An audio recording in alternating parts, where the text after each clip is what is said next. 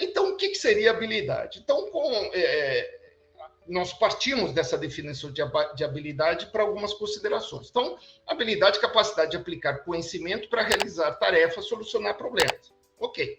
Vamos lembrar bem esse conceito, porque vai ter desdobramento dele um pouco mais à frente. Ok?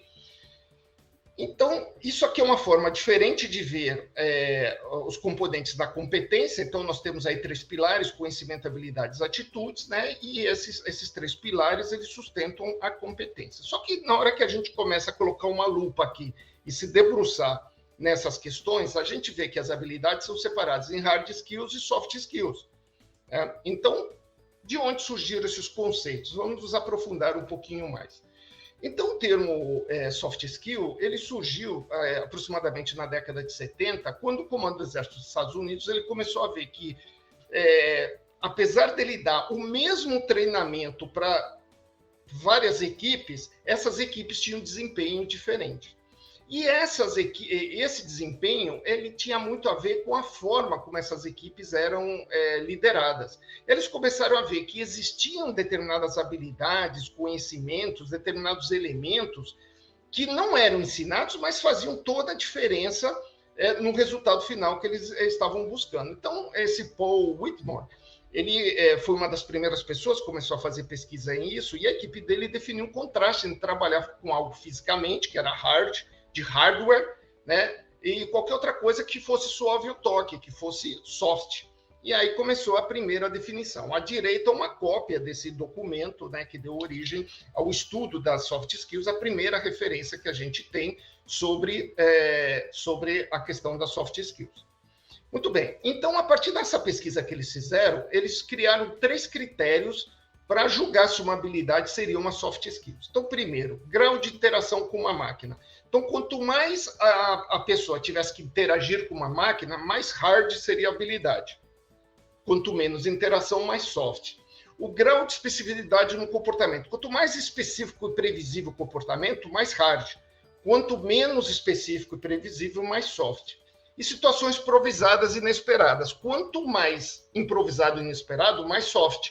Quanto menos improvisado, quanto mais rotineiro, mais hard. Então, ele ficou com esses 3 conceitos. Aí, o que acontece?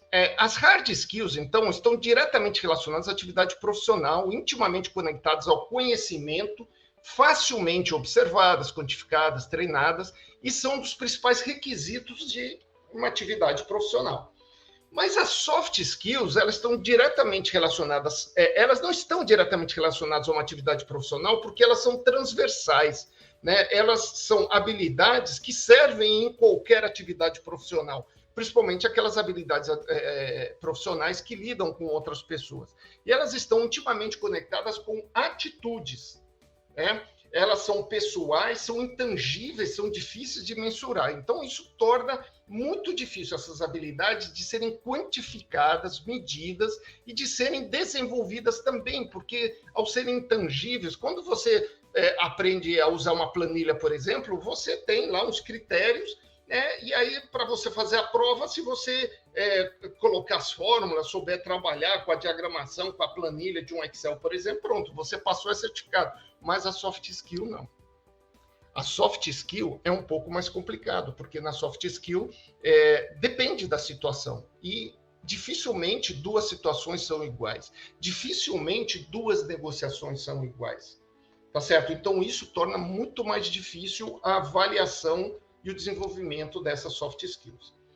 Bem, como as soft skills são relacionadas à atitude, a gente começou a pesquisar sobre atitudes, encontramos uma referência bastante interessante, que seria um sistema de crenças e valores de um indivíduo ou de um grupo mais ou menos estável no tempo, que determina predisposições ao comportamento. Então, isso fez até a gente alinhar internamente no clube de negociadores o que a gente considerava uma atitude. A gente achava que a atitude estava relacionada com a motivação para fazer algo. E não é assim, é uma predisposição de comportamento. E isso é interessante porque ele encaixa, por exemplo, com aquele exemplo que eu dei do carro, né? Então, você pode ter conhecimento, pode ter habilidade, mas se você tiver uma atitude imprudente no trânsito, você não pode se considerar um bom motorista. Então, não é a motivação para fazer, mas é uma predisposição de comportamento.